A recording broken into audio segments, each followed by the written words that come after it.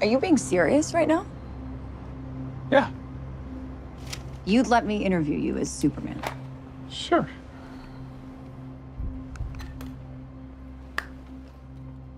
Ready? Let's do it, Cronkite. Superman. Miss Lane. Recently, you've come under a lot of fire for I what know, some it's might... a lot of It's fire, a lot. Today, the Secretary of Defense said he was going to look into your actions. That's funny? My actions? I stopped a war. Maybe. Not maybe. I did. In effect, you illegally entered a country. This is how you're gonna be? I'm not the one being interviewed, Superman. Did you consult with the president? No. You seemingly acting as a representative of the United States will representing cause anybody more except for me. problems around the world. And doing good. I would question myself in the same situation and consider the consequences. People were going to die.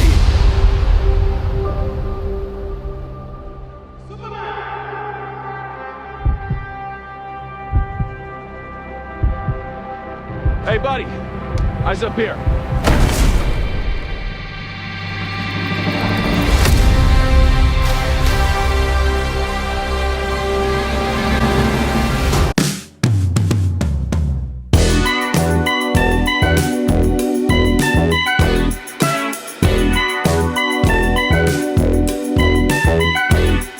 Welcome to the James Gunn, Bust Up Boys podcast. I'm Zach. And I'm Zahran. And we are here to talk about Superman. Zahran, I already know you love this movie. Tell us why. All right, yes. One, I'm the biggest fan of James Gunn. I think there's a very few directors who I know. I think I'd say there's 10 directors. If they come out with a movie without watching a trailer, without knowing the story, without knowing the plot, I will, without a doubt, go watch that movie. And James Gunn is definitely one of those directors. That $15 million pay makes sense. His humor and his heart. He always nails those two things. And whether it's Marvel, DC, he just knows how to connect like these fantastical Superman superhero movies so you can connect with it. From The Suicide Squad to Superman to Guardians of the Galaxy. You know, he made us cry for a raccoon. He really knows how to draw like an audience in and make them really feel just good. And for Superman, that's what he's all about. He was the perfect combination for Superman, and I really appreciated it. And this is from someone who absolutely loves Man of Steel. Man of Steel is a movie that I can put on in the background and always enjoy. I love the score. I love the action in it. I know a lot of people are not a fan of like the lack of restraint that Superman shows, but I think that was Zack Snyder's interpretation. I respected his interpretation and I enjoyed it. It might not be the best thing in the world. I know there's a ton of flaws, especially with Batman versus Superman, especially with his version of the Justice League. But you know what? James Gunn came in and he brought his own vision to it. And, you know, he crushed it. And David Cornswith, the casting was incredible. Lex Luthor was incredible. Nicholas Hoult. But you know what? I'll gush enough. Let me ask you what you think of the movie. I feel like James Gunn is responsible for a lot of the good things at Marvel for the last like 5-ish years, with Guardians of the Galaxy and Suicide Squad. So to get the architect of that and get him at DC is huge. And I think you see a lot of the strengths here in this movie. I think that this movie has a lot of characters, which I was worried about, but none of them overshadow Superman, which is super important. Like even Green Lantern, it's not Ryan Reynolds in there because that'd be super distracting. It's actually a different version of Green Lantern, who is a supporting character, who is interesting, but it's not overshadowing Superman. And I think someone like James Gunn would do a good job of doing that, because one problem with like Marvel movies, I think, is like, oh, it's like all about the universe and like there's always been characters, storylines to keep track of. But this is like a Superman movie with a lot of characters, but the main character is Superman. So we never really lose sight of that. And like we'll talk about later, even when like Superman's like locked up in like an alternate dimension prison, there are some other scenes where the characters step up. But I think those scenes are cool, and then Superman comes back and saves the day. So I thought James Gunn did a really good job with that. I like the supernatural, like day in the office kind of feel. It's not like a super like serious kind of movie, unlike Man of Steel. In this universe, the humans have already been used to like the meta-humans, so it's kind of like Guardians of the Galaxy, where it's not like characters are sweating an eye at a raccoon talking. The same thing in this movie. It's like, yeah, there may be like a feral imp like out in the sky and Green Lantern's fighting them, but Superman and Clark Kent can still have like a normal conversation with Lois. And so I thought that was pretty interesting, like to have that kind of scenario.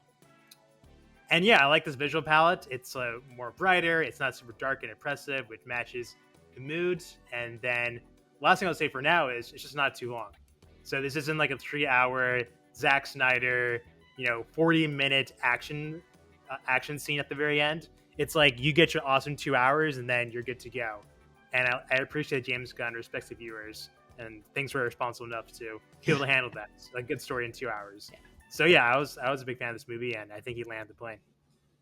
Awesome. Yeah. And you know what? Like, I think I called it with comparing it with Man of Steel. Like, Man of Steel has a lot of, it feels very cynical. It feels very dark. Mm. And, that was his interpretation. But when you picture Superman, like when I used to watch the animated series back in the day, when I used to watch the Justice League show back in the day, he was always about hope and kindness. And it's really nice to finally see that again on the big screen. Yes, there's been different interpretations. There was like My Adventures with Superman. It's with Huey from The Boys. He's the one who plays Superman. It's like an animated show. That's really good. Superman and Lois is also a pretty good show, and it shows like him as an adult with kids. That's a very cool idea. Well, So we've had multiple different interpretations, but since Christopher Reeve, we finally had this Superman who just oozes just hope and happiness and just kindness. I really appreciate it. Like the whole punk rock thing. It's like, what? Punk rock nowadays in this world is being kind. And, it's nice to see that change of pace. And I also really like how they really explored his, weird to say, but immigrant roots in a yeah, way.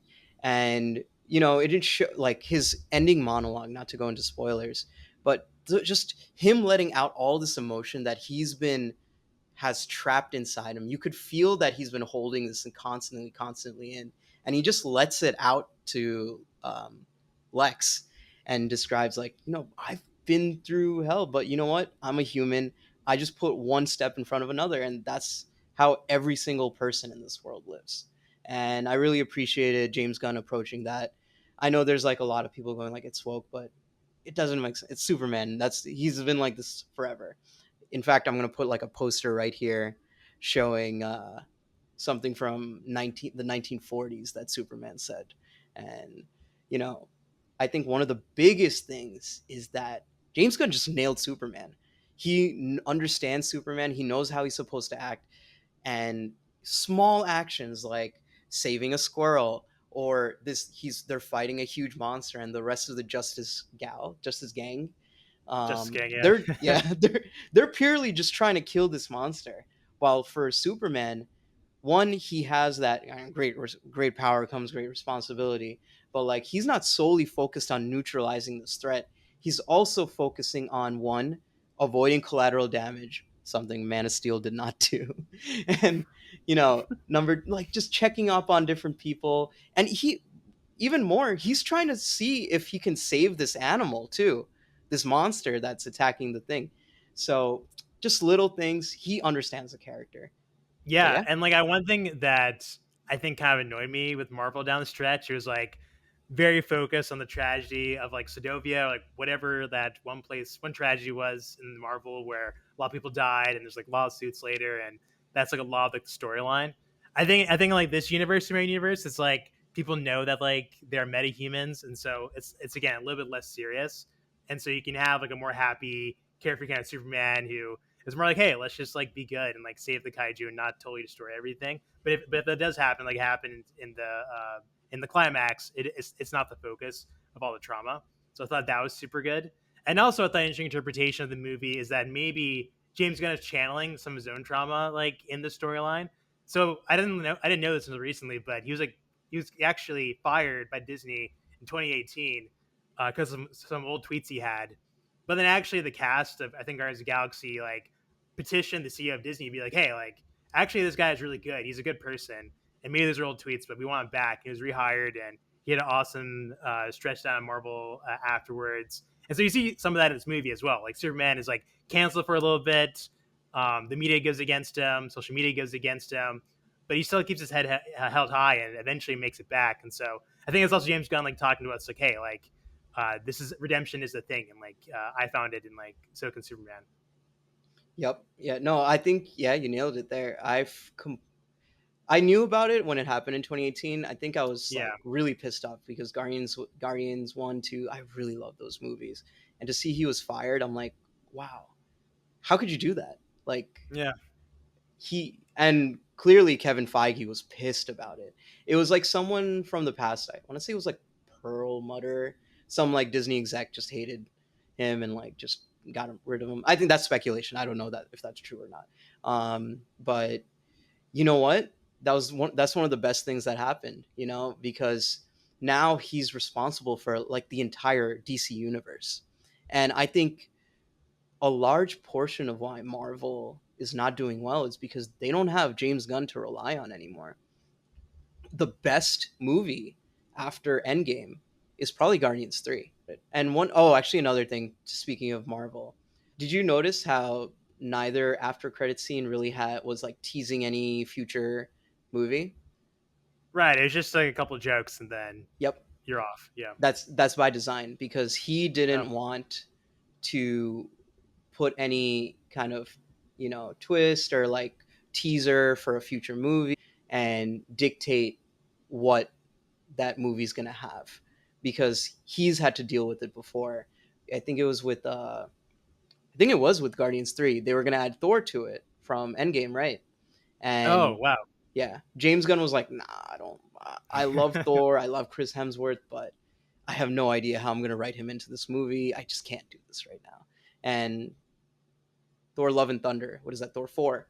Um, I think in like the first 5 minutes he leaves the Guardians.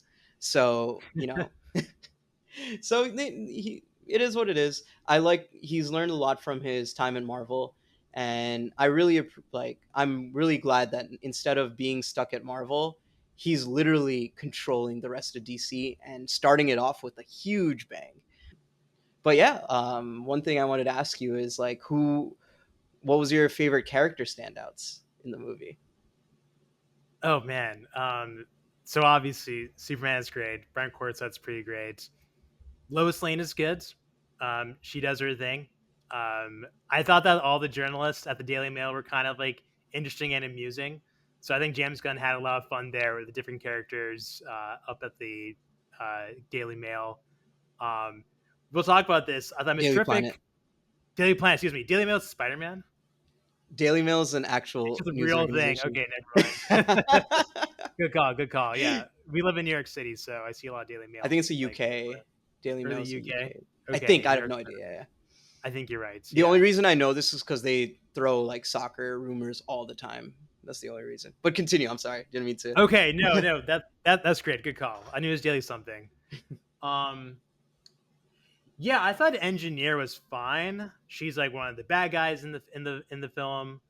And I was a fan of Crypto, the dog. I thought that was super amusing and funny, and for some reason, very different from other superheroes. Like, obviously, Batman has Robin, but like I mentioned earlier, James Gunn is good at having supporting characters who don't overshadow Superman, and Crypto is an example of that, of someone who's fun and it gets engaged in different scenes, but doesn't overshadow the main character.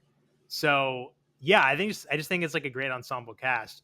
I'm still thinking about that question though. Like, what do you think? What were some other standouts for you? That's a great question. Yeah. That's a great question, Zach. Yeah. No, I I think wonder who thought of it. there's two big standouts outside of Superman, Yeah. outside of Lois. I would say one, obviously, Lex Luthor.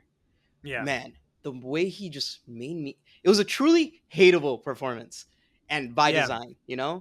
like he truly makes you hate him. And there are some real world allegories there, like the pettiness that he shows. um the xenophobia he shows. Like it's just such a brilliant portrayal. And you know what? I think it's very realistic. I could see this happening with it. Like I could see someone like him existing within like 10, 20 years, the way technology is progressing. And he does he always decides whether he can, but never whether he should. The word I'm looking, like the unhealthy fascination he has with Superman, not being from this world. I think Jesse Eisenberg in Batman versus Superman showed that, but this was a lot more grounded and a lot more realistic the way Nicholas Holt showed it. And mind you, a lot more charismatic.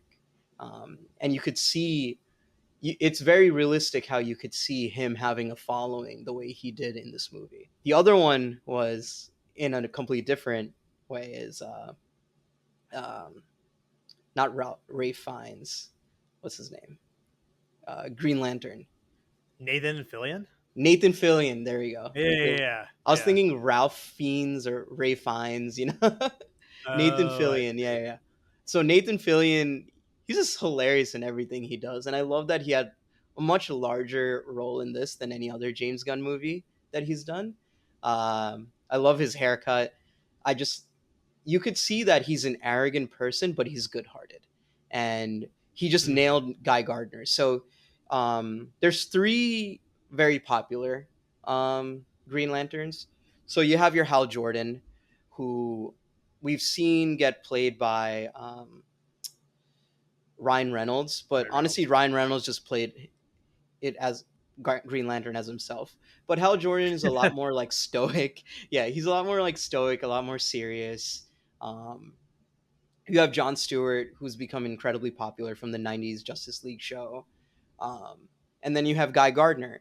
Guy Gardner is supposed to be a lot more arrogant, a lot more of a douche, and he has that douche haircut, that little Oh, crew, I don't know what do you call it, bowl cut kind of thing that he yeah. has. I love that.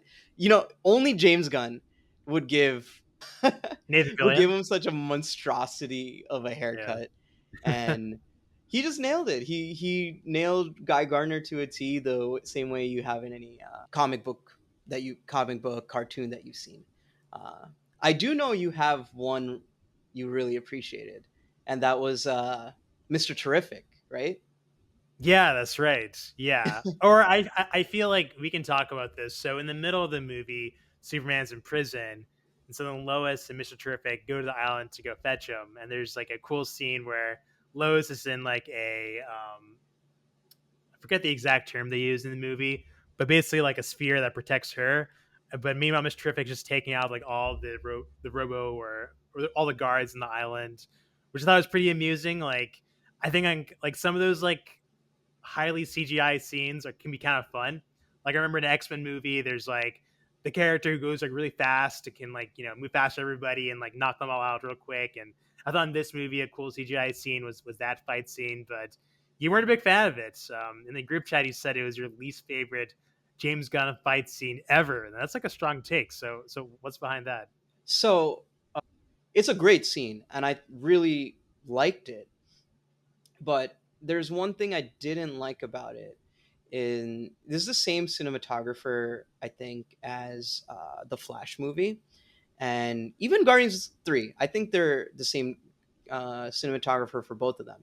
But one thing I like, he does a great job. But one thing I don't like is that he always does these close up of the faces and showing action happening around them. And this might be a personal taste thing because you liked it, right? One thing I liked about the Suicide Squad and Guardians 2, I think those two are my favorite ones that James Gunn has done, is that they kind of zoom out and show you the scale of what they're doing. And, you know, I just don't like that camera being in their face and being like the center of the frame and showing the action around it. I think that's just, as a personal preference thing, I don't like it. Great scene. I just wasn't a big fan of it. But I loved Mr. Terrific in the movie, though. I will let you. Yeah. Yeah. No, that's a good summary. And those other two scenes you highlighted were pretty good from Guardians 2 and the Suicide Squad. Mhm. So in comparison to those, I'm not sure I put this one over those two. But I see what you're saying. Yeah, one of the main focuses is on Lois's reaction to people just flying everywhere. So it's not just the action. I hear you. Yep, yep, yep. All right. So we're talking about this, but while you're watching the movie, there's clear comparisons you can make to social and political parallels that are happening in the real world right now. I don't know how much of it is intentional, but you can clearly see whether one, it's like ICE detentions. Clearly, they didn't foresee this. I think it's might be just history repeating itself. And another one was like clearly the two fake countries that they made. One is a country with a lot of military might, and another one is one where they have like sticks and stones, but they're still trying to fight. And it's clear parallels to like Israel Palestine. I think a lot of people made that comparison, and even some people can also say like Russia Ukraine. Yep. So Zach, did you feel that when you were watching the movie, or did it feel like typical superhero things like super? No, I definitely felt it. I feel like James Gunn was going straight at, like you said, like ICE detentions, going straight at Israel Palestine. Also, like the country being invaded has people of color, right? Hmm, hmm, hmm. And also the whole topic of sovereignty and borders goes back to the Russia Ukraine situation. So I thought James Gunn did a lot of things to ground this movie in the present day. One is like having like evil rich person, which is kind of a cliche, but then he goes beyond that and also does social media, this idea like fake news and media manipulation. And he goes even one step beyond that and has actually these battles, like you said, that echo Israel Palestine or Russia Ukraine. And so I think that's how he makes this movie to seem like really relevant to here and now. This doesn't feel like any other Superman movie has come in the past, and so I don't think it's like all in service of that. And yeah, he doesn't like offer solutions to all this. That's not really. I don't think that's really like the movie's role per se. Um, but yeah, I thought it was like, pretty courageous, and like I don't think he's shying away from those comparisons, and he's been pretty vocal about Superman being an immigrant as well. So I think it was all pretty intentional. Yeah, I think I mirror everything you said. There's a clear. I feel like the script was definitely written before all like the most recent events. But I mean, this conflict has been going on for quite a long time, so you can definitely see the parallels there, whether it be intentional or unintentional or not. But yeah, just major props to him to having the courage to put that into the movie or not change it, do any reshoots regarding it. If they're like, oh wow, this is hitting very close to home, it's like no, they leaned into it. They didn't change a thing. Same thing goes for Lex Luthor. I mean, Lex Luthor feels like a huge parallel to Elon Musk for me. I Yeah, feel like, just having the pettiness, just the arrogance, and the technical know how, or having the engineers who have the technical know-how to accomplish a lot of these things. So it could be that it's considered courageous, or it could just be James Gunn being like, yeah, I'm making this movie on modern times. This is what's yeah. happening in modern times. This is what people are going to relate to. Why not? Why shouldn't he make that kind of movie? Yeah, and like you said, they clearly didn't have a solution outside of what if we had superheroes in the real world, right? That was the Right. solution at the end of the day. The Justice So Gang. the Justice Gang. Oh, I love that. Going back to Ray Fiennes. I know it's not actually Ray Fiennes, but I'm gonna call him Ray Fiennes from now on. So Ray Fiennes going like, "Hey, Superman couldn't make it, but you got an upgrade." That is Guy Gardner to a T. Period. Uh, It's that scene, and also after the battle when I forget the other guy, the guy who can turn to any material. They're asking if he wants to join the gang. At first, like Guy Gardner's like, "Oh no, you can't join," but then he's like, "Oh yeah, we can call it Justice Gang," and he's like, "Okay, you're in." yeah, he's like, "Oh, that's a cool name." Right? Yeah, Yeah, yeah, you agree yeah. with me. So yeah, Moving on to the other co-lead of the movie, which surprisingly we haven't gone to, Rachel Brosnahan as Lois. What did you yeah, think, Zach? yeah. I thought Rachel did pretty good. Um, the person I watched the movie with had seen her in another TV show. Have you seen her in Mrs. other TV Maisel? shows? Yeah. Yes, that's the one. Yeah, he had just seen like he's watched like the whole series. So Hmm. she is Miss Maisel, right, in that show? Yes. Yes. Okay, great. Yeah, I haven't seen her elsewhere, but people know her from that show. Um, and yeah, I thought she did a solid job as Lois in this movie. What were some of your reactions or thoughts around Rachel? See, as someone Yeah. who, since you're someone who's seen her in other shows as well. Yeah. I you can definitely see Miss Maisel coming Okay, in that's cool. Yeah, sometimes. And when she first got casted, I was like, "Oh, that's an A1 casting." When I saw nice. the announcement she was casted, I'm like, "She's gonna knock it out of the park," and clearly she did. I think one of my favorite parts of the movie was them. One was like the monologue at the end. The second was the interview between her and Clark. And one, I really appreciated how Clark tone switched from being Clark to Superman in the interview. But two, like that's what I want to see from Lois, like someone who clearly loves this guy and they love each other. But two, they challenge each other. And seeing that challenge come to fruition in that interview, like she's no damsel in distress. She's someone who knows how to get shit done and understands the world view around Superman and everyone. Like, so she's saying, I don't think these things. When I'm interviewing you, I'm not thinking these things. But clearly there's people who do. And I need you to answer them, even though I might agree with you. So I really liked how, Lois really brought that out and was, yeah, like just very independent, knows what she's doing, and man, just damn, their chemistry was just so good. I just got chills whenever they were around each other. Um, but I was yeah, just gonna say that. Yeah, they had real chemistry, and that one interview scene, it really seemed like a couple that had been together for a while and like, having struggles. Like it was almost like a little bit of like Marriage Story instead of Superman. It was like a pretty good scene. It was like very believable that they would have that conversation. So I really appreciate that. that's yep, yeah, Marriage Story. Like that scene from Marriage Story, I'm pretty sure you're thinking of. I mean, this was clearly toned down. They're not hating each other, but clearly Right. there's a disagreement, and they didn't water down that disagreement. Like they showed the anger from Clark, they showed the anger from Lois, and they showed like decisions that you wouldn't see in a normal movie, right? Like Clark just walking away after I think Lois said something like, "I knew, this kind of relationship wouldn't work." Because I mean, in any other movie, you'd probably see like, "What did you say?" or something like that. Like clearly, Clark took it in and was like, "I don't want to deal with this right now," and walked away. And yeah, it's a very realistic. They're showing the love, but they're also not like they show the strife between the two. Yeah, and it's cool that we don't need a ton of exposition for the relationship. This is not a Superman movie where we're explaining how Lois finds out Clark Kent is Superman or whatnot. We're just kind of dropped into the relationship, and that's super rewarding if you are a viewer.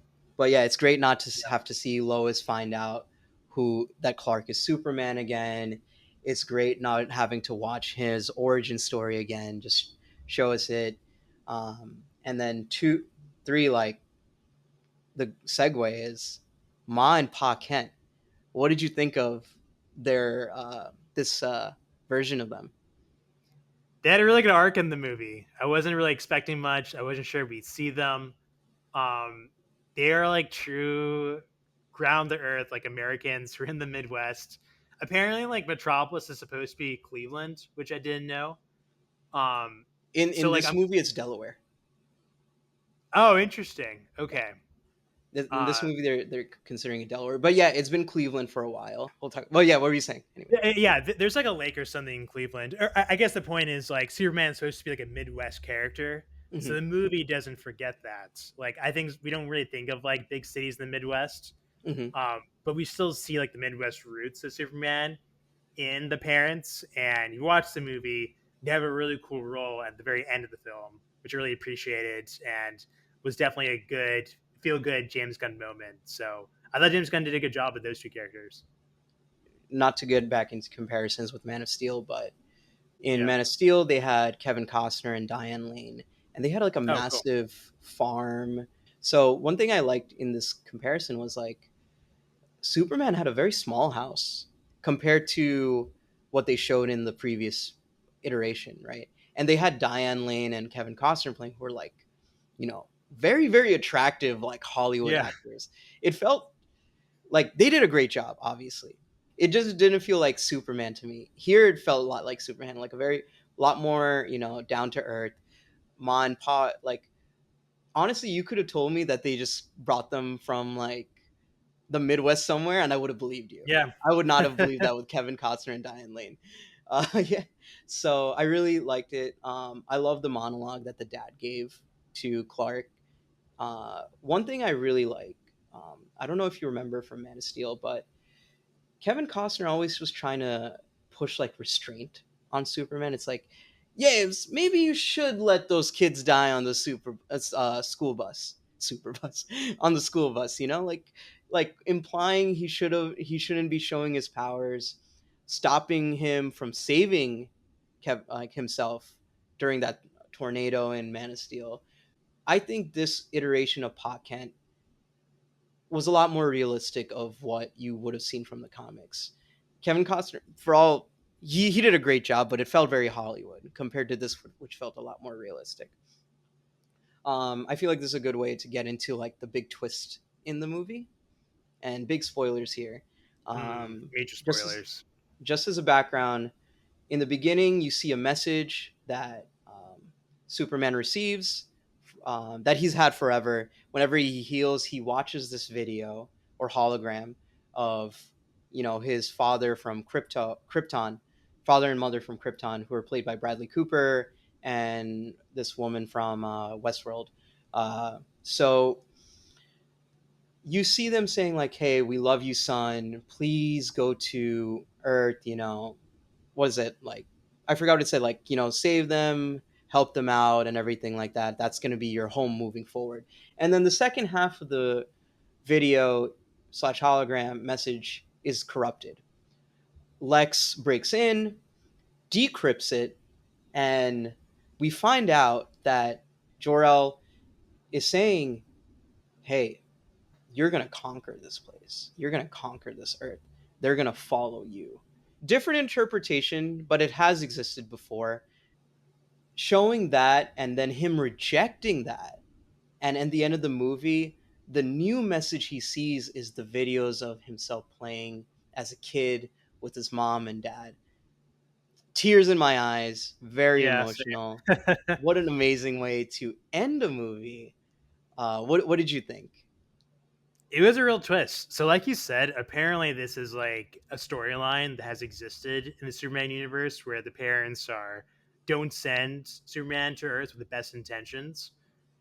But I was totally tossed off guard. I was like, "Holy cow! Wait, the parents aren't good. Like, how is he going to take this? Like, this is a total surprise to me." And at first I was like, how they decrypt this, but I kind of pushed that aside when they said, oh, all the military interpreters said that this is legit. So I'm like, okay, well, it's not like Lex Luthor made that up. It definitely crossed my mind that maybe this is like a Lex Luthor scheme. So yeah, Superman has to like actually deal with this, but then like you said, there's a really rewarding arc to like this whole story where at the end we see that Superman has really embraced his parents on Earth, and that is now who he considers to have the more important message. Like, oh, these are actually people I serve, not necessarily my alien parents. And then it goes back to his like claim, like, oh yeah, like I'm just like trying to do the right thing. I'm just an American, even though I'm an immigrant as well. So I think it all really tied together at the end. Yep. And yeah, again, going back into like that immigration roots thing, right? Like he is assimilating into Earth slash America. And I think that's something that a lot of immigrants in our country, like my parents, did the same thing. You still hold on to a part of your culture, but you know what? At the end of the day, you become American. And you see that here, he's become a person of this earth. And I really appreciated that he was like, yeah, I'm a human. I'm from this earth. Like it wasn't going more into American stuff, but like it kind of parallels to the interview that he had with Lois. He's like, I just wanted to save people. It's like, why did Yeah. you interfere in an international affair? He's like, I don't care about these international affairs. What I care about is I see innocent people dying and I want to save these innocent people. That's what he's talking about. That's what Pa and Ma Kent taught him, and he's taking that in stride. Yeah. Well, what It's else? Yeah. yeah, it's really cool that James Gunn landed this whole message. I know a lot of his movies are like sarcastic or like maybe like a little bit too funny or like off kilter, but he struck a good balance in this movie, like portraying the Superman story while also like not being too serious and still having the fun action scenes. So it's really like the best of both worlds in regards to the Superman message and also James Gunn's style. Yep. So again, more praise to this movie. Yep. Yep. We said a lot of positives. Yeah. I'm gonna try to challenge you to dig deep and tell me any negatives. Could be nitpicking, could be not.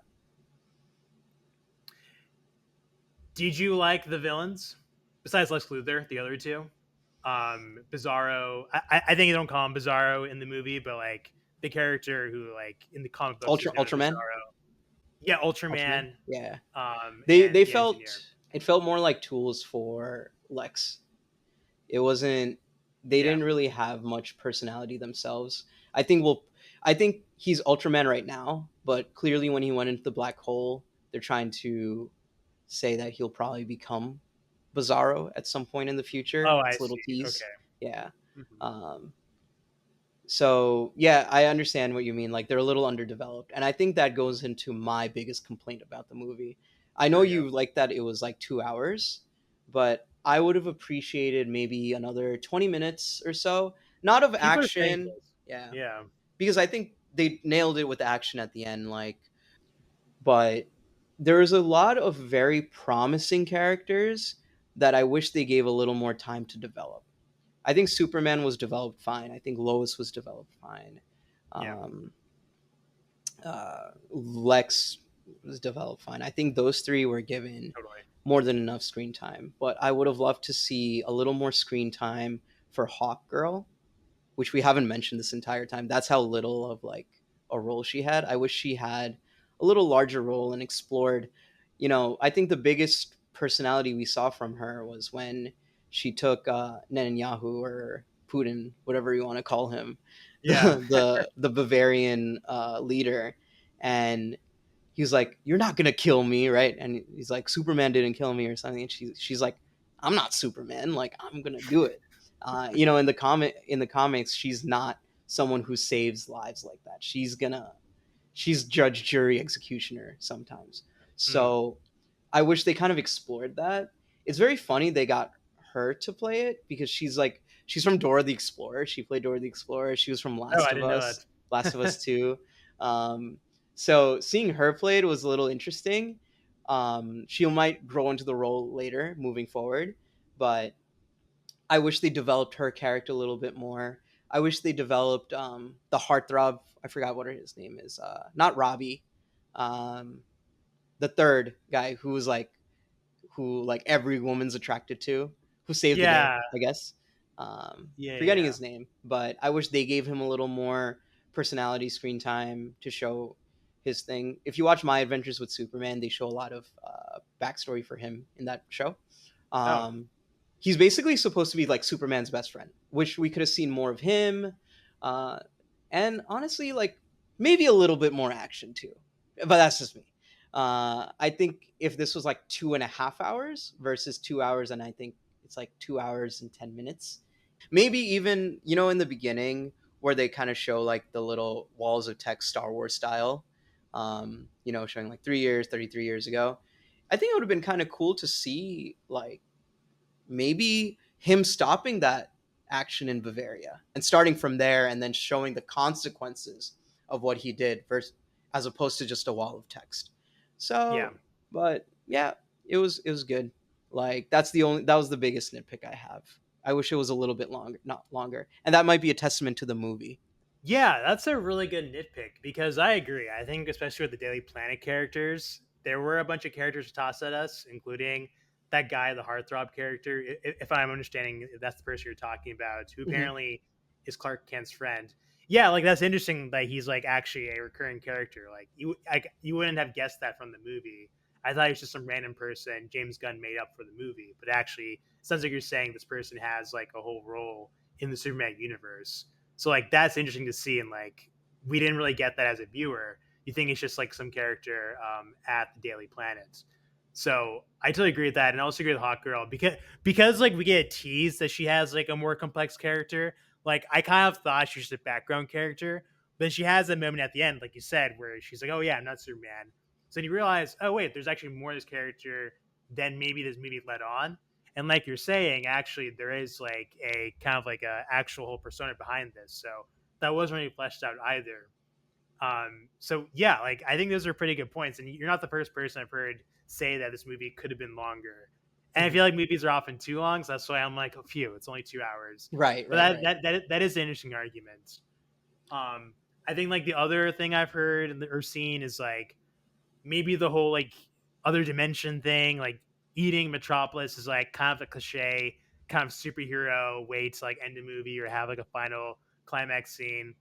I didn't mind too much, although yeah, that is a lot to like put back together. If you like rip a city in half with the other dimension, I wonder how that works. Very small complaint. I'll call it like nitpicking. Yeah. That's a Yeah, if kind of we're like yeah. cliche thing. Yeah. If we're nitpicking, I wasn't a huge fan of the fight choreography in the Pocket universe when they're going down the black hole. I think that could have Yeah. been done little bit better, but again, very nitpicky. Small random thing. I liked how much of disaster crypto is sometimes. Like, Okay. I feel like Hollywood sometimes really romanticizes dogs, like pets in general, a lot. Sometimes Mhm. giving them like very human like characteristics, which isn't really true. Here you see a dog being a dog. It's a great dog, full of heart, but you see what can happen, especially with a super powered dog. Um, so I appreciated that James Gunn was very realistic about that. I'm fairly sure it was because, fun fact, I'm not sure if you know, but like, crypto is actually modeled and motion captured from James Gunn's own dog, No way. I didn't like know that he saved. that. Yeah, they saved that dog from a shelter, Wow. and James Gunn says like, yeah, he's a nightmare, but I love him. And like you said, like James Gunn brings a lot of his personality into this and his own experiences, and that's also here with crypto, where yeah, it's modeled after his own dog, and a lot of the personality is from his own dog and how it acts. So moving forward with this and going into the question you just asked, um, the spoiler at the end, another spoiler, is that we find out that the dog is actually not Superman's, it's Supergirl's, which Right. is one of the biggest teases in the end of the movie, where you see Millie Alcock from House of Dragon. Hmm. Um, Hmm. you see her come in. She basically, when Clark was always saying, "Oh, he's a foster dog," makes a lot more sense now when you find out that Supergirl exists and is kind of like a party girl, goes to different Red Sun. So the reason why Superman, Supergirl, Kryptonians have powers in Earth is because we have a yellow sun, and with the yellow sun they get powers. Krypton and all of them, they have red suns, which don't get powers from. So you can't get drunk when you're in Earth because they have those superpowers. So she goes to red sun things to get drunk and stuff and party. So it's an interesting interpretation of Supergirl. The story arc, I'm not going to spoil it for you, but has a lot more than meets the eyes. Is that's all I'm going to say. I'm very excited to look forward to that. So to kind of answer your question, I'm really excited for Supergirl and the story that they're trying to adapt. Fun fact: Lobo is in it, and Lobo is casted by Jason Momoa. Um, Whoa. so I'm really excited for that. What I want to see in this DC universe, to answer your question, I would love to see Robert Pattinson's Batman. Same. Yeah, nice. Yeah, yeah. I think that's the one I'm looking most forward to. Although it's really good to hear about Supergirl because I wasn't really sure where that was headed. Because I'm like, huh, okay, interesting character. I don't know what a movie about her would be about, but it sounds like there's some story that, like you said, doesn't quite meet the eye. So that'd be cool to Yeah, see. yeah. I'm But not yeah, gonna like spoil yeah, anything, but it's okay. it's gonna be good.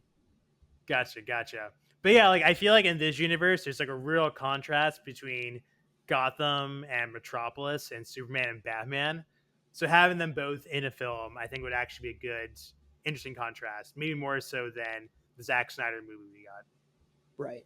So we don't know for sure yet whether this is Robert Pattinson is going to be its own universe, like that Elseworld thing, like Joker is. Right.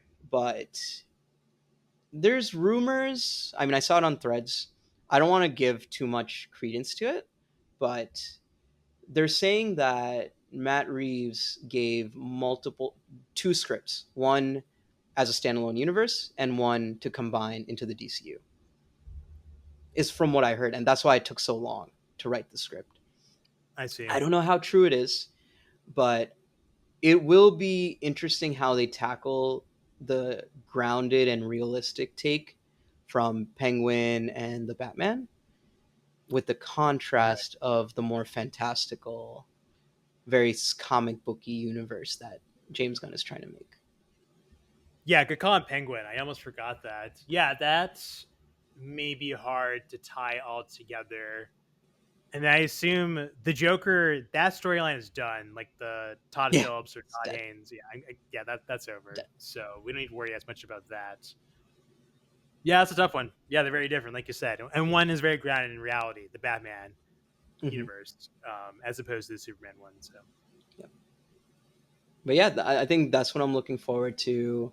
I would love to see Flash in this universe. If you thought that Lex Luthor's the biggest hater in the DC universe, just wait till you meet the Reverse Flash. okay, okay, The Reverse Flash is next level with his hatred for the Flash. Um, so I would love to see I would love to see an adaptation of Flashpoint Paradox, but it's a very serious, very dark movie. That would be something like I could see like them bringing Zack Snyder in for or something like that. But yeah, that's something I'm looking forward to. But none of this will happen unless Superman is successful, right? So, would you like to see the box office? let's talk about it. And I think these are pretty good numbers. I think Warner Bros. Is going to be pretty happy, from what I understand. So, domestically, you are correct. It is knocking it out of the park domestically. It could potentially be the highest grossing film domestically. However, not so hot in worldwide totals. So super, and it could be expected because I think James Gunn has always said, "Hey, if this makes 500 mil, excellent." So it's definitely looking like it's on track for that. Opening weekend was looking a little iffy worldwide. A lot of countries are not looking liking this or aren't interested in it, and a lot of speculation is because of the anti-America um, Moment we're views having. everyone else is having due to Yeah.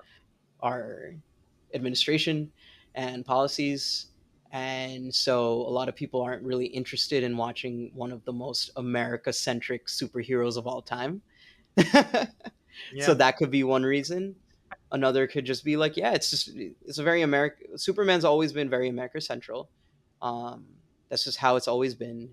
Uh, Maybe they're just not interested. However, domestically, it's knocking it out of the park. Like I said Yeah. before, the reception has been amazing. Cinema score A minus. What's it called? Rotten Tomatoes certified fresh. Audience score above 90%. Just all around Metacritic score very high. All around very well received in every metric you can think of. So even Letterbox, I think it's near a 4 on Letterboxd, which It's a is 4 or 5, very which is really high for very high. Letterbox. Yep. So clearly they did very well. I think box office wise, I think like WB will be more than happy with this because this is the start of a new universe. The DC brand has been very damaged because I think this is the highest grossing film already from like however many days it's been than the past like 5 DC movies. Holy which is cow! insane. Yeah. So, you know, there's a lot of damage that James Gunn has to revive and like repair. So the best comparison I can make to the Superman movie is Batman Begins, Okay. which is actually doing very similar numbers, shockingly. Huh. Where DC was kind of in a rut. They made like not Batman versus Super, Batman and Robin with George Clooney. They had a couple of flops in the DC. They had Catwoman, a lot of big flops that Yeah. they had. So when Batman Begins came out, I didn't watch it until much later, and it's a much more grounded take, very different take that Christopher Nolan did, and but it led to the Dark Knight. It built this new universe that people really loved, and I think that's what James Gunn is doing now, and I hope it continues. How's this compared to the Batman? I was just looking it up. It made almost 800 million total. Not bad. We're Nice. in different times now, yeah. Yeah, So that's wait, fair. the Batman made 800 Yeah. million. Yeah. That's a lot. I'm actually Yeah. surprised it made that much. It was also during like Right. COVID times too. I Like agree. I believe if it was in COVID, it could have probably broke a bill. But yeah, I think just not having that uh, worldwide appeal is really damaging it. And also, I think when the Batman came out, we're still getting used to like streaming getting movies so quickly, and now we're just so accustomed to it. Yep. So yeah, let's see what happens. I think it will at the end of the day be very successful, according to James Gunn's metrics that they have, their expectations that they have. I think they're meeting them and exceeding them. One little nuance, I don't know if everyone knows, but studios get a much larger share of domestic gross than they do of international gross. For example, yeah, like I think they get only like a quarter of like whatever the gross you see from international, and versus like half what you see from domestic. So I think it'll be fine in the long run, and it's rebuilding the brand. It's repairing a lot of the damage that the DC universe has had to deal with in the past. Do you think this is going to be the best superhero movie we see this year? So I think it's better than Thunderbolts. I think that's like a consensus opinion. But then Better there's than another Brave New big. World, Yeah, the yeah. Captain America. Oh, yeah, that's right. I almost forgot about that. Yeah, it's better Mhm. than those two movies. But then there's a third contender, Fantastic Four. Do you have a take on like an early take of, yeah, this is definitely gonna be better, or let's wait and see? I think it'll be better. I think it's better. Yeah, I think it will be yeah, better. same. It's one. It looks like Fantastic Four is shorter than the Batman and Superman movie. I Like think it's like lengthwise. lengthwise. Yep. Oh wow. And I feel like we are. I feel like I already know what's going to happen for Fantastic Four. I think it's going to have a very cool visual aesthetic. They're bringing in a lot of very good actors, but I think it'll probably gross more than Superman, but barely, because I think it'll do worse domestically, but better overseas. And I think net wise, that will lead to a higher overall gross for Fantastic Four. It's going to have the Hollywood actor at the moment, uh, Pablo Pedro Escobar, Pascal. Pedro Pascal. He was in Narcos. I was thinking of Pablo Escobar for a Right. second, but yeah, Pedro Pascal. I think that alone is going to lead to a lot of heads there. But in terms of quality, I think Superman is going to be a better movie. One of the biggest reasons I think I mentioned before, those after credit scenes, there's going to be a lot of teases to Doomsday. There's going to be a lot of Yeah, teases for, you know, whatever next Marvel movie is going to be coming out. Versus Superman is like a self-contained story, you exactly. know. So, yeah, I think this will probably be the best Superman movie, at least for me personally. I think so too. I love Pedro. He's maybe due for a misfire. Although maybe that's Eddington, which hasn't gotten the best reviews. I want to check that out. But yeah, this will be the second Pedro movie this year for me after Materialists. So I'm Yeah, excited to see him, but also, yeah, I think Superman is probably going to be the king superhero movie for this year. agreed, He just did a good job with it, so it's just hard to beat something we know is good. agreed. Yep. I feel like the plot is already in my head. Like they're gonna go get their powers, gonna get used to their powers. Silver Surfer's gonna come, warn them that Galactus is coming. They fight Right. Galactus for whatever reason. When they fight Galactus, they get transported into our universe, or not our universe, but the universe from Endgame, and the one that we're always used to in the MCU. I think that's exactly what's gonna happen. Well, let's see. This is a Dude, prediction spoiler right here. alerts! Like you just gave away the whole movie, man. Like, come on. Just joking. Yeah. Let's see. Let's see. This is my prediction for the movie. I hope I'm wrong. I really hope I'm wrong, and I'm very pleasantly surprised. And then we're obviously gonna get a tease of Robert Downey Jr. It's like, oh, okay, like he also gets transported to the universe as well. So That'd be cool. yeah, but yeah, I think that's all I have. Do you have anything else to mention, or? No, want to do a quick weekly recommendations? Well, one, I would like to give a grade for the movie, and two Oh yeah, is let's do that. rank this amongst your James Gunn movies. Ooh, okay. Oh man, okay. Are you doing it out of 5 or out of 10 for the ranking? For the Um, rating, excuse me. you can do five. We can do like Letterboxd. Like, what are you gonna give it on Letterboxd? Okay. I already gave mine. It's kind of a spoiler if you have already seen it, but No. Okay, no, I'll give mine. I will give this. Yeah, I feel like I'm trying to think. I want to do 4.5 or 4. I'll just say 4 or 5. This is like a very solid superhero movie. It met the hype, and James Gunn did a good job. So it's a very solid 4 or 5. I gave it the same. I gave it a 4 out of 5. Okay, cool. Sweet, Yeah, nice. yeah. I think Okay, it's very like cool. it did the job. Very Batman Begins. It's like it did the job. It told the story, executed Yeah, it very well. Not the most complex plot, but just right. yeah, execution was brilliant. Um, you know, you got a James Gunn movie. If you went in expecting a Superman James Gunn movie, you got exactly that.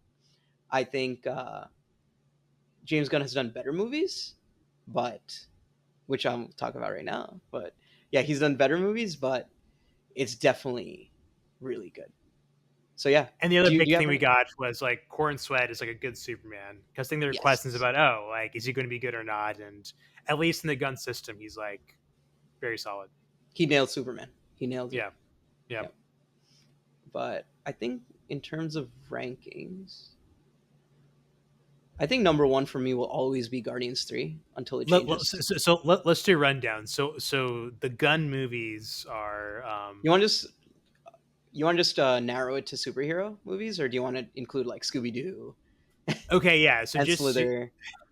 So just superhero movies. Yeah, Superman, Guardians of the Galaxy 3, The Suicide Squad, Guardians 2, and Guardians 1. And those are the movies we're talking about, right? Right, right. Yep, Okay, cool. those five. Oh man, It's tough. It's tough. these are tough ones. I haven't seen Guardians 1 and 2 in a long time. Is 2 better than 1? 1 is pretty good, right?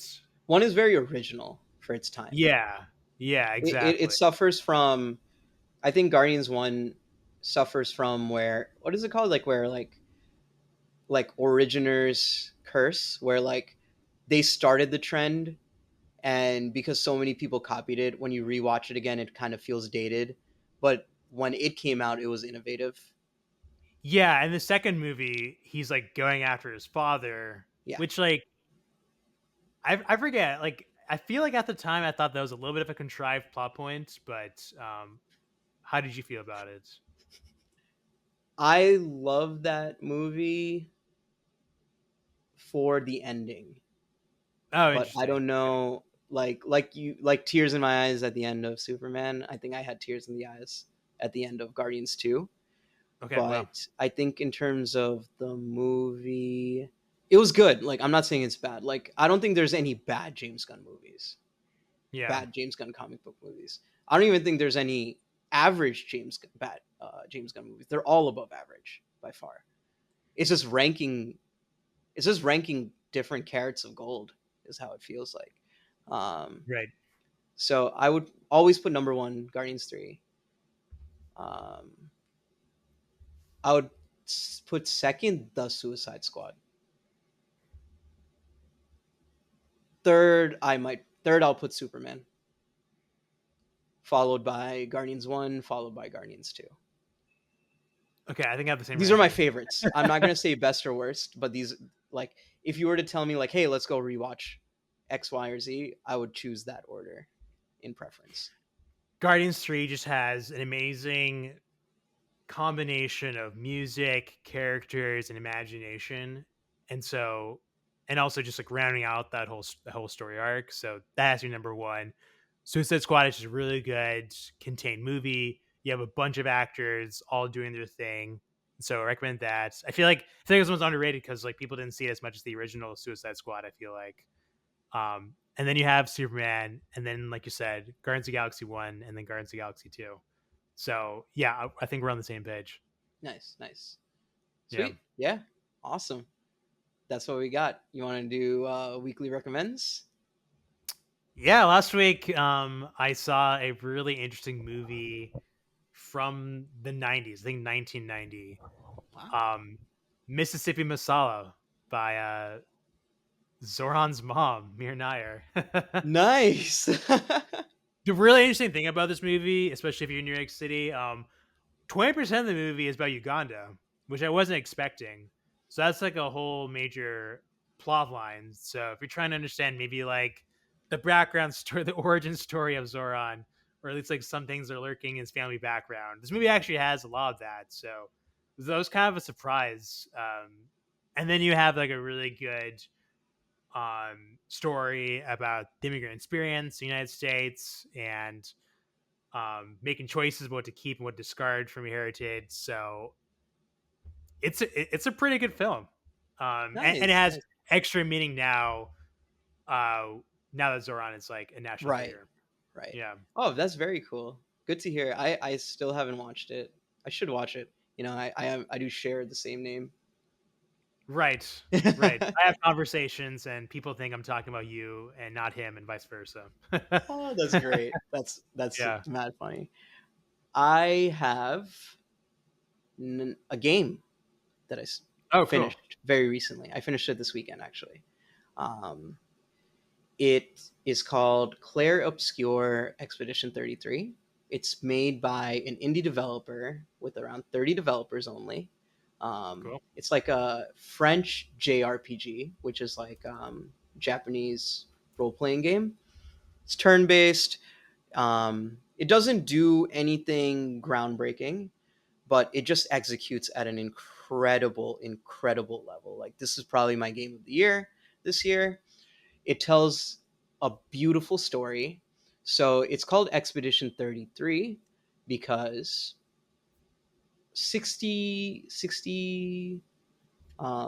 7 years ago, a big monster came, wrote the number 100 on the pillar, um, and then everyone in the world who is 100 years old dies. And then Mm. the next year, on that same pillar, she writes like 99, and then everyone 99 years dies. So it's showing like, so then they start having these expeditions to go try to defeat this paintress, is what they call her. Um, and it's just like, it's just a tragedy in and of itself. It's like they're down to 33, right? So now it went from what, 99 to 33 at this point. So everyone in this world is younger than 33 years old. There's no one older than 33 anymore. And the game starts off, you're with your like partner, and the partner is, they write 33 on the thing, and then she's like 34, and she basically gets Voldemorted into nothingness, or Wow. Thanos into nothingness. Thanos, yeah. Yeah. So you go on, and there's like a mission to try to defeat this woman. And I don't want to spoil too much about it, but that story in and of itself was very intriguing. But as you play the story, it just gets more into like very deep themes that you just wouldn't expect from this kind of video game. It explores like family trauma. It explores like a god complex, like whether if you create a universe and you're like the god of this universe, and all these humans around you are, do they not have a soul? Do they have a soul? Do they not have a soul? Like the it just the themes are so deep within this movie, this game. The action is incredible. The music, my Spotify playlist might have like 5 to 10 songs from this at the end of the year when they do like the whole Spotify Unwrapped. It's just a brilliant Wow. story, very complex, brilliant story, which it's very hard to describe without spoiling it. Like I'm struggling to describe the story without like telling you the story about it. If you look up the summary, please let me know what you think, or just watch like a YouTube movie about it because it's very well done. There's a Robert Pattinson lookalike in the thing who's actually voiced by Charlie Cox from Daredevil. No. So yeah, so it's very very cool, very interesting to see. Um, Loved it. I loved every second of it. So great action, great music, great graphics, great art style. It follows a very French art style that you wouldn't see. Like so, yeah, just brilliant. That's my weekly recommendation. Bro, you totally sold me. That sounds so cool and awesome. That's a Yeah, great yeah, awesome. setup for a game. Yeah. Yeah, yeah. I totally wanted to go check this out on YouTube. Just like reactions They and gameplay yeah. and whatnot. There's YouTube movies that they do where like people like cut up like a video game and into a movie. And I actually started doing it. I started watching it and stuff. So very Yeah. very very awesome. Very awesome game. Nothing like innovative about it, I would say. Just they took a game they wanted to make for a long time and they loved it. So executed at a perfect level. Ooh, I lost you. Finally. I finally lost you. Yeah, you froze too. Yeah. Okay, Okay. okay, yeah, yeah. I was like, I hope he's still talking. Yeah. No, All right. the Cool. last So thing I this was is the gonna only part I have say, to edit. yeah. The last thing I was gonna say was this looks really good for an indie game. Like I'm looking at the images, like it looks pretty great. So there's a engine called Unreal Engine 5, and they mastered this engine. They got very used to this, working with Oh, it, cool. and they used a lot of like templates. So for 30 Oh, people, they were able to like really utilize this engine and use a lot of like the pre-used textures and everything to make oh, this cool. work. And like you nailed it. Yeah, like they were able to accomplish things that 30 developers would not have been able to accomplish in the past due to this engine. It's really Yeah. funny because this engine has a lot of criticism. A lot of developers go, it's like very poorly optimized. Even Oh, like interesting. games nowadays have a hard time running games on it, but they were able to make it work. That's super cool. Yeah, I know Unreal Engine, like The Mandalorian, the TV show runs Oh on yeah, Unreal they do. Engine. They do. Yeah, Yeah. yeah. So I hadn't heard that term in a minute, but yes, Unreal Engine's legit. Also, fun fact about this: the guy found the musician who made the music for this from SoundCloud, Oh, really? and this is now considered one of the greatest soundtracks in like gaming history. Holy And cow! the I gotta check and this the out. writer, yeah, and the writer is from Reddit. The guy What's found it on going on? Reddit. This is like best stuff, like internet culture all coming together. Yeah. So like you just can't help yourself but root for this game to be good. But at the end of the day, it's just brilliant, brilliant game. So Expedition 33, you heard it here, folks. great movie, great game, great game. Anything else to sign us off on, or No, just like and subscribe, oh and yeah, we will be back. We had a summer break, and now we're back. yep. Sorry, summer calls. We have vacations to be on, things to do, but it is okay. Well, we're back, and stay tuned for a summer blockbuster movie episode and a summer blockbuster TV episode, or Yes, like 100%. mid-year TV episode. Yep, Emmy nominations came out, so stay tuned. that is true. That's right. All right, Zach, it's been All great. right. It's nice to real. see you again. I mean, I've seen you in real life, but nice to do this podcast with you again. Of course. Until next time. Cheers. Until next time.